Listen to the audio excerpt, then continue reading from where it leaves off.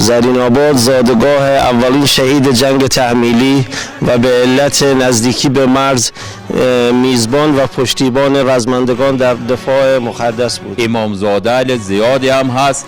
از قبیل اول سید ابراهیم کر محمد باقر، دوم بی زینب که خواهری از، سوم پسر سید محمد، چهارم امام سید فرخدین، پنجم امام حسن که کر سید فرخدین، ششم سید ناصرالدین. یکی از آثار باستانی که در استان ایلام و بخش زرین آباد هست قلعه به نام قلعه شیاخ است که در بخش زرین آباد وجود دارد که سالانه گردشگری زیادی از نقاط مختلف کشور ور این قلعه دیدن مانند. ما هر ساله میزبان اشاعره زیادی از منطقه کردستان، کرمانشاه، لرستان هستیم که دیان منطقه ما الحمدلله دارای آب و هوای خوبی که میزبانی کامل از این مردم کریم. وسعت بخش زرین آباد خیلی زیاده.